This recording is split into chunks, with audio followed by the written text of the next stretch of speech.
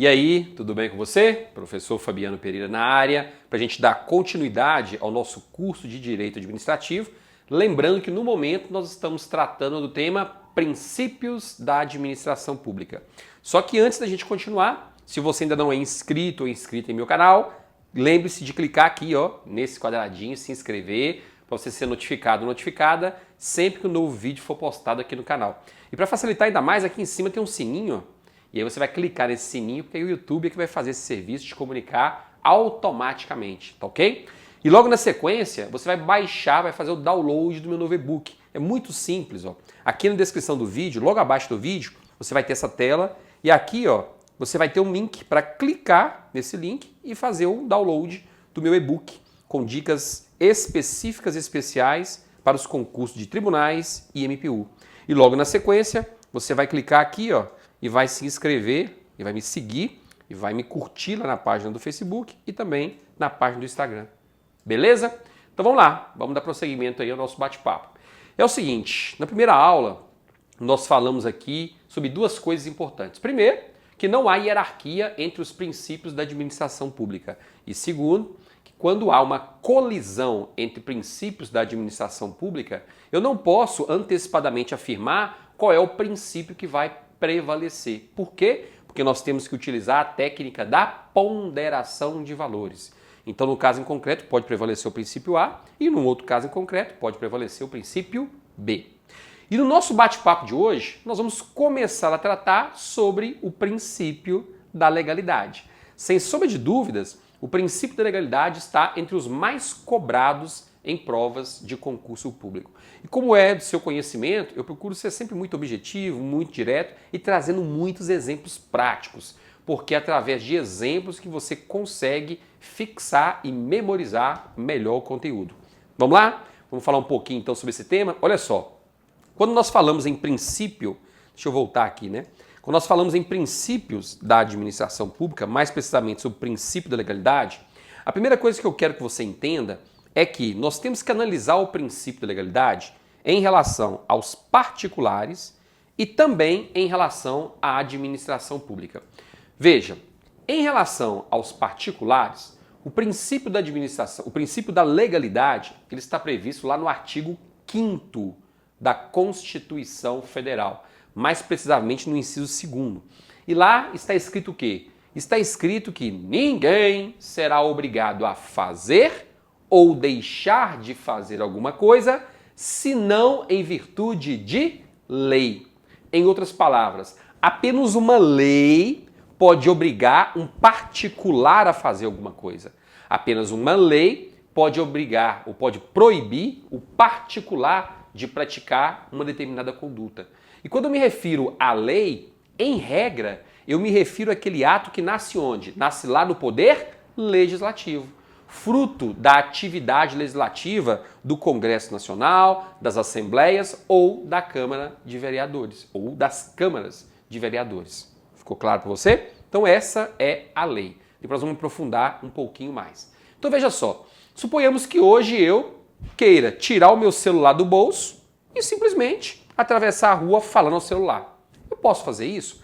É óbvio que eu posso. E por quê? Porque não existe uma lei proibindo. Se existisse uma lei proibindo, aí eu não poderia fazer. Eu, particular. Por quê? Porque tem uma lei proibindo. Ficou claro para você? Até um certo tempo, por exemplo, eu, Fabiano, podia pegar o meu celular de dentro da agência bancária e fazer uma ligação. Hoje eu não posso mais. Por quê? Porque pelo menos no estado de Minas Gerais existe uma lei proibindo que as pessoas utilizem celulares dentro das agências bancárias por questões de segurança. Tá vendo? Então eu não tenho que questionar, porque foi uma lei que proibiu. Então isso é lei em relação aos particulares.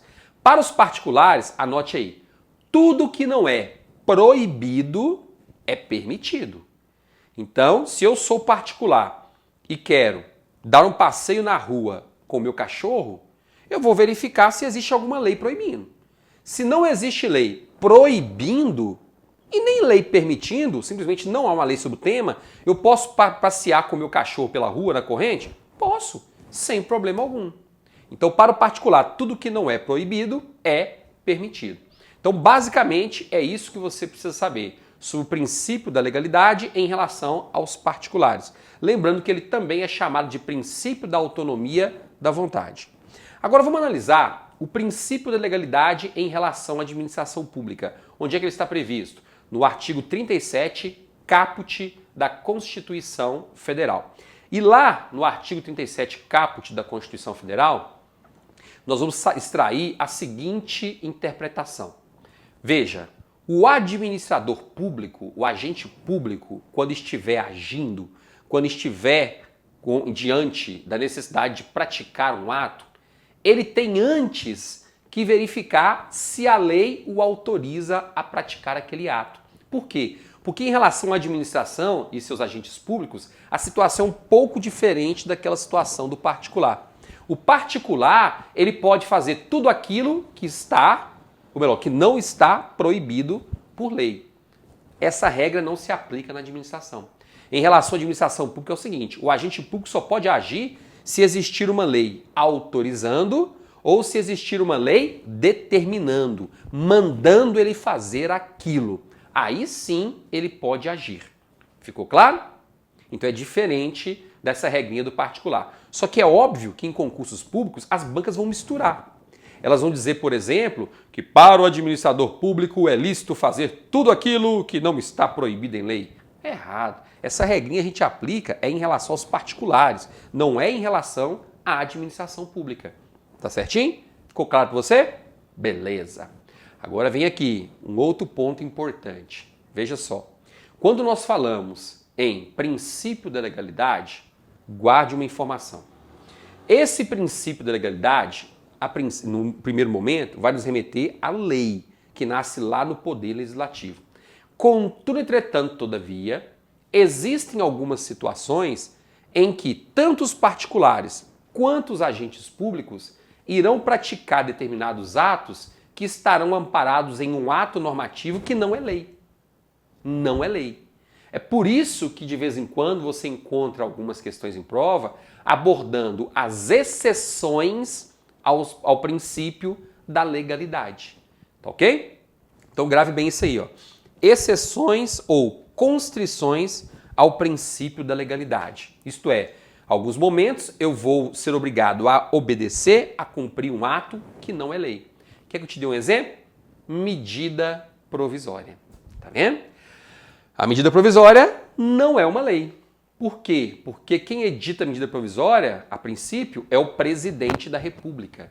A partir do momento que a medida provisória é publicada no Diário Oficial, nós já somos obrigados a cumpri-la como se fosse uma lei, apesar de não ter nascido no Poder Legislativo.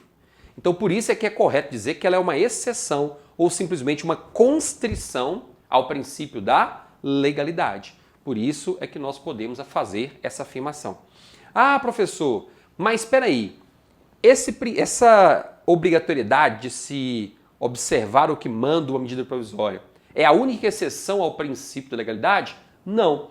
O professor Celso Antônio Bandeira de Mello, ele também nos apresenta outras duas exceções. Qual é? O decreto que institui o estado de sítio e o decreto que institui o estado de defesa. Então, em suma, são exceções ao princípio da legalidade, medidas provisórias e decretos que instituem o estado de sítio e o estado de defesa. É isso que as bancas costumam cobrar em concurso. Tá bem? E outro ponto importante. O princípio da legalidade não exclui a discricionariedade administrativa, apenas a limita. Então veja só, lembre-se de que a discricionariedade é aquela prerrogativa assegurada ao agente público para avaliar as condições que ele tem diante de si e tomar a melhor decisão, aquela que seja mais vantajosa para o interesse público. Mesmo essa discricionariedade administrativa, ela tem que ser exercida nos termos da lei. O agente público, ele não pode extrapolar os limites da lei alegando que está exercendo uma atividade que é discricionária. Ele não pode fazer isso. Se ele fizer, ele estará praticando uma arbitrariedade, ou, em outras palavras, um excesso de poder. Vai depender muito da análise que nós fizermos. Então lembre-se, para responder as questões de prova, que a discricionariedade administrativa é limitada pela lei. Então, dentro do que a lei estabeleceu, desse ponto até esse ponto, o agente público exerce a sua discricionariedade. Ele toma a decisão que é mais conveniente para o interesse público. Em outro momento aqui do curso, nós já trabalhamos sobre isso. Então, lembre-se desse ponto que foi abordado anteriormente. Tá bem?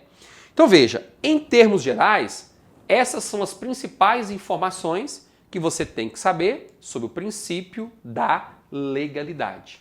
Agora vamos para o nosso segundo princípio, que também está previsto lá no caput do artigo 37 da Constituição e que integra também o famoso LIMP, né? Que são aqueles 5 princípios básicos: legalidade, impessoalidade, moralidade, publicidade e eficiência. Então, o segundo princípio é o princípio da impessoalidade. Esse princípio da impessoalidade, ele pode ser estudado sob vários aspectos distintos. Quais são eles? Primeiro, dever de tratamento isonômico a todos os administrados. Vem aqui. O princípio da impessoalidade, ele diz para os agentes públicos, para os administradores públicos o seguinte: senhores administradores públicos, quando vocês estiverem exercendo as suas funções, vocês não podem atuar de forma a privilegiar os seus amigos e muito menos prejudicar os seus inimigos. Vocês têm que conceder um tratamento isonômico, igual a todos os administrados. Então essa é a primeira vertente do princípio da impessoalidade. E para o professor Celso Antônio Bandeira de Mello, esse princípio da impessoalidade seria um sinônimo do princípio da isonomia. Tá ok? Ficou claro para você? Então anote aí para você não se confundir. Seria o princípio da impessoalidade como sinônimo do princípio da isonomia. Tá bem? E levando em consideração isso que eu acabei de informar, eu quero que você anote aí no seu caderno a súmula 339 do STF, porque vira e mexe ela é cobrada em prova. E o que ela diz? Ela diz que não cabe ao Poder Judiciário, que não tem função legislativa, que não cria lei, aumentar vencimentos de servidores públicos sob o fundamento de isonomia. Tá ok? Seria mais ou menos o seguinte: em determinado momento, um grupo de servidores recebeu, sei lá, uma gratificação que fez com que aquele grupo começasse a receber um pouco mais do que o grupo B. O grupo A recebeu a gratificação, o grupo B não recebeu. Então o que acontece? Essa gratificação foi estabelecida por lei. Então, segundo consta na súmula 339, se aquele grupo de servidores, o grupo B, ingressar com uma ação judicial, requerendo ao judiciário que determine que o executivo conceda também a mesma gratificação a esse grupo B, o que o judiciário vai dizer? O judiciário vai dizer para o grupo B o seguinte: grupo B, eu, judiciário, não crio leis. E uma gratificação é criada por lei. Portanto, eu não tenho o poder de determinar ao executivo que lhe dê essa gratificação. Pois, caso contrário, nós do judiciário estaríamos legislando. Isso cai muito em prova. Anote essa súmula aí, porque ela é muito, mas muito importante. E na sequência, outra informação que eu queria que você gravasse é essa aqui, ó. Regras relativas a impedimentos e suspeições são aplicadas a servidores públicos como consequência do princípio da impessoalidade.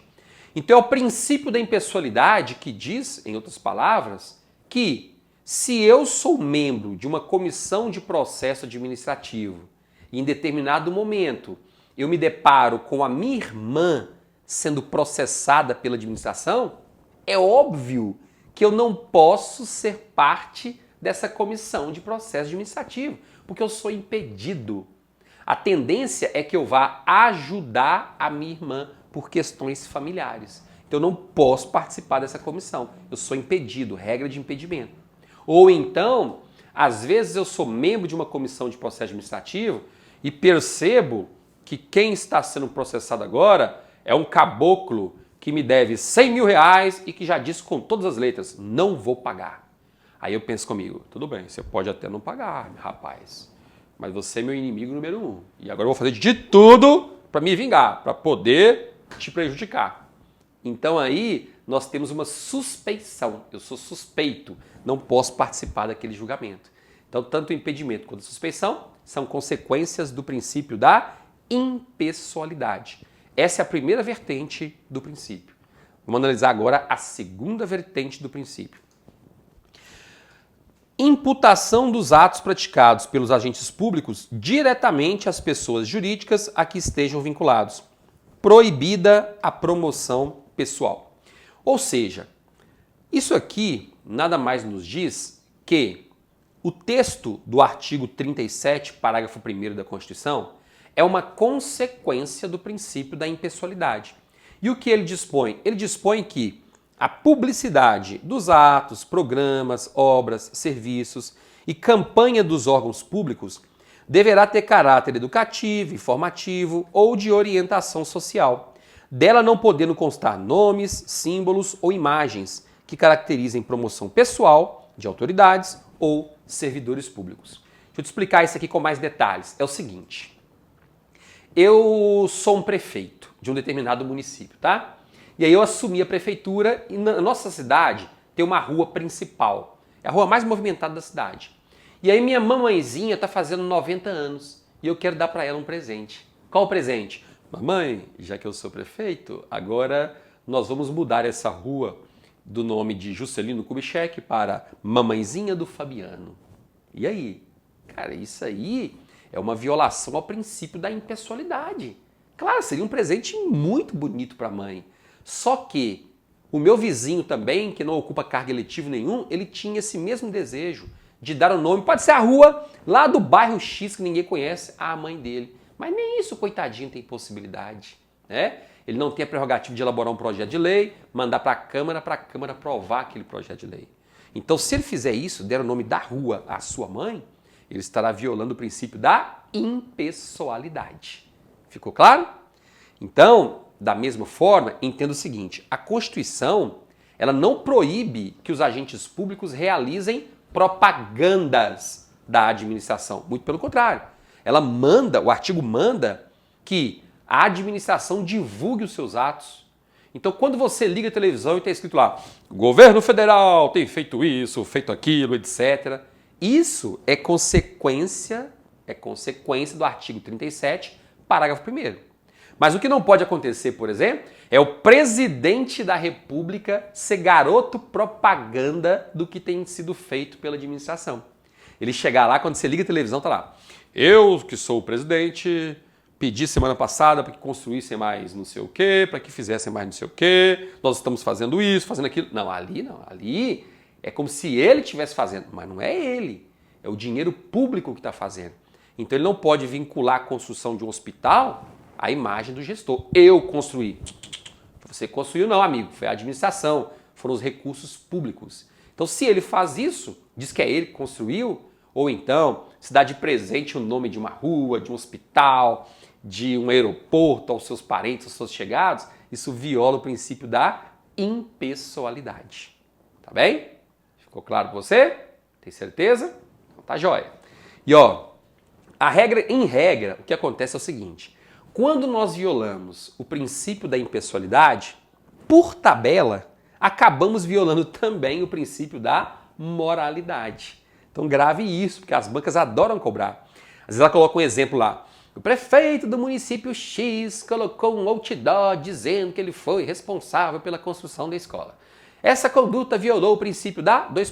Aí você olha as alternativas, não tem o princípio da impessoalidade, mas tem o princípio da moralidade. Qual que você vai marcar? Princípio da moralidade. Acabou. Essa vai ser a resposta.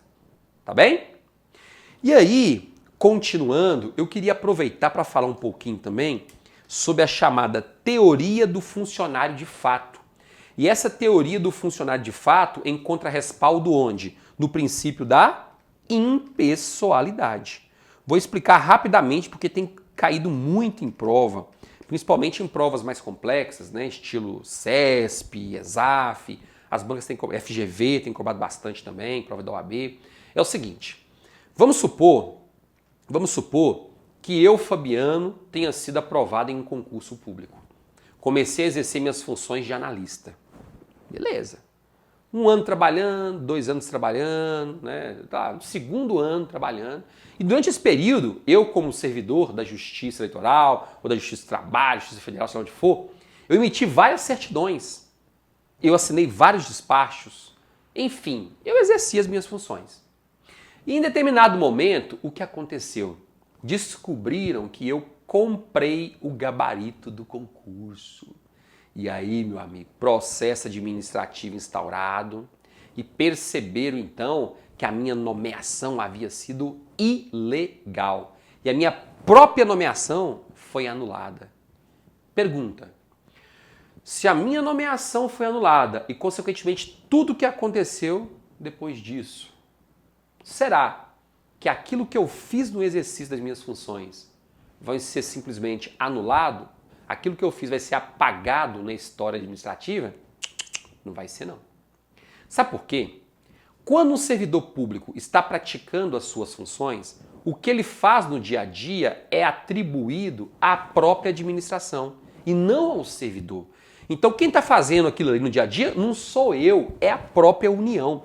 Porque, por exemplo, eu sou analista da Justiça Eleitoral. Então, eu sou servidor da União, servidor federal. Então, tudo que eu faço no dia a dia é atribuído à União e não a mim. Então, se amanhã ou depois a minha nomeação foi anulada, sabe o que vai acontecer? Aqueles atos que eu pratiquei durante o tempo que eu estive lá, aqueles 2 anos, eles serão mantidos. Eles não serão anulados. Principalmente em relação a terceiros de boa fé. Terceiros que nem sabiam que eu tinha comprado gabarito. Então, tudo que eu fiz para eles, eu era um servidor do Estado como outro qualquer. Então, por isso é que não há que se falar na anulação desses atos que eu pratiquei. Então, a gente costuma dizer que esses atos continuarão produzindo efeitos. Por quê? Porque vai ser adotada a teoria do funcionário de fato. Eu era funcionário de fato. Tudo bem, eu podia até não ser funcionário de direito. Por quê? Porque, juridicamente falando, não estava tudo certinho, não. Já comprei o gabarito. Mas, de fato, eu era um servidor, porque eu estava trabalhando como um servidor. Então, essa teoria que vai ser levada em conta. Então, os atos que eu pratiquei durante o período que eu estava lá serão mantidos, não serão anulados, consequência do princípio da impessoalidade. Porque tudo que eu faço no dia a dia não é atribuído a mim, é imputado à União, que é a pessoa jurídica a qual eu estou vinculado. Beleza? E aí, na sequência, lembre-se também que é o princípio da impessoalidade que traduz o dever que os agentes públicos têm de perseguir sempre a finalidade pública. E é por isso, por exemplo, que o professor Eli Lopes Meirelles, ele diz que o princípio da impessoalidade nada mais é do que o sinônimo do princípio da finalidade. Então ele entende que essas expressões são sinônimas, impessoalidade e finalidade. Então quando você for responder as questões de prova, cuidado, essas expressões andam muito juntas, impessoalidade e finalidade. Mas o que seria esse princípio da finalidade? É o seguinte: quando a lei é criada e a lei autoriza a edição de um ato administrativo, aquele ato administrativo tem sempre que ser editado com o objetivo de cumprir a lei. Qual é a finalidade dele? Cumprir a lei. Em outras palavras, satisfazer o interesse público. Essa é a finalidade de todo e qualquer ato administrativo. A satisfação do interesse público. Tá bem? Esse era o recado que eu queria trazer para você hoje. E aí, tá gostando da aula? Então dê o seu joinha, compartilhe este vídeo com seus amigos nas redes sociais, porque isso é muito importante para mim. É o que eu lhe peço, tá? Se você está gostando do vídeo, compartilhando com seus amigos, já estou muito satisfeito. E em breve, estou aqui de volta para continuar postando vídeos cada vez melhores para você. Bons estudos, até mais!